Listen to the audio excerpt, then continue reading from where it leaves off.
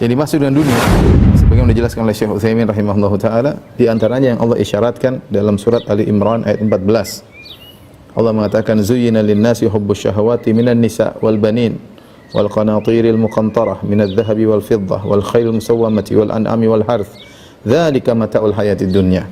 Dijadikan indah kepada di pandangan manusia, ya, itu yang terkait dengan syahwat, itu wanita, bagi laki-laki wanita, di antara dunia adalah wanita, wal banin anak-anak, wal qanatiril muqantarah, dan harta yang berlimpah ruah berupa zahab wal fiddah, emas dan perak, wal khail musawwamah, yaitu kuda pilihan, yaitu tunggangan, wal an'ami wal harth, binatang ternak dan tanaman, dzalika mata'ul hayatid dunya, itulah kesenangan-kesenangan dunia. Inilah yang menipu kita, berlebih-lebihan dalam mengkaitkan hati kepadanya, ya.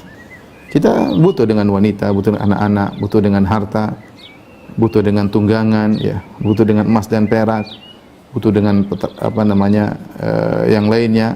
Tetapi yang jadi masalah, kita terpedaya sehingga berlebih-lebihan melampaui batas. Ya, sebagian orang menyenangi wanita berlebih-lebihan sehingga waktunya habis untuk wanita. Sebagian orang benar-benar terlalu cinta kepada anak-anaknya sehingga akhirnya terjerumus dalam banyak kesalahan demi anak, ya. Sebagian orang terpedaya dengan harta yang berlimpah ruah, itu terus yang dicari-carinya, umurnya habis untuk, ya, urusan emas dan perak, perhiasan. Dan sebagian orang candu dengan al-khail musawwamah, dengan kuda pilihan, itu selalu memikirkan kendaraan yang terbaik, kendaraan yang mahal, yang mewah. Waktunya habis untuk itu, umurnya habis untuk hal ini.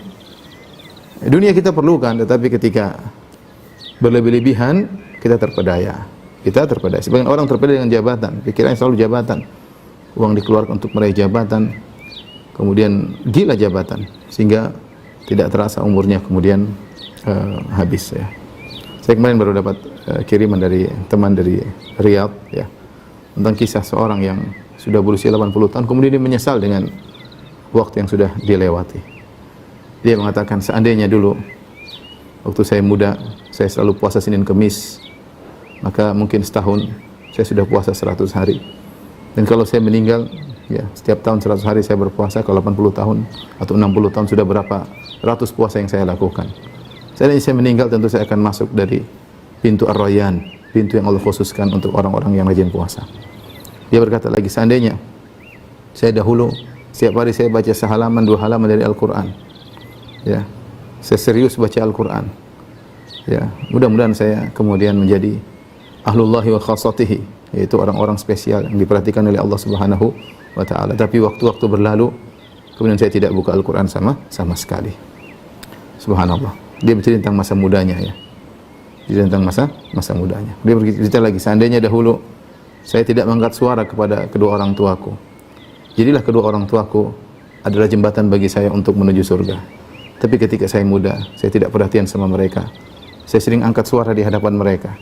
Bisa jadi mereka akan menjadi jembatan bagiku menuju neraka Jahannam karena sikap saya yang buruk terhadap mereka. Dia menyebut penyesalan-penyesalan. Seandainya dulu saya perhatian sama anak-anak. Artinya dia sebutkan penyesalan-penyesalan. Lihat, dia berkata, lihatlah saya sekarang. Usia sudah 80 tahun. Sebentar lagi akan dipanggil Allah Subhanahu wa taala. Dan berkata seorang penyair, wa ya laita syababu yaudu yauman sa'ukhbiruhu bima fa'ala al-mashibu. Seandainya masa muda bisa kembali suatu hari, ya, aku akan kabarkan kepada dia apa yang akan menimpamu ketika kau sudah tua kalau kau begini terus. Oleh karenanya, ibu yang dirahmati Allah Subhanahu wa taala, siapa di antara kita yang tidak terlalu dengan dunia? Sibuk medsos, sibuk nonton berita, waktu terbuang-buang.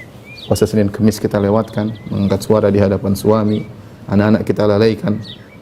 Tidak pernah kita periksa Al-Quran mereka, tidak pernah kita bangunkan untuk sholat malam, ya. Kita sendiri pun tidak sholat malam. Kita masih pelit untuk bersedekah. Quran tidak kita khatamkan. Terus kita masih tidak mengaku tertipu dengan dunia. Kita tertipu dengan dunia, ya. Waktu terus berjalan, umur semakin berakhir, ya. Dan maut menjemput kapan saja.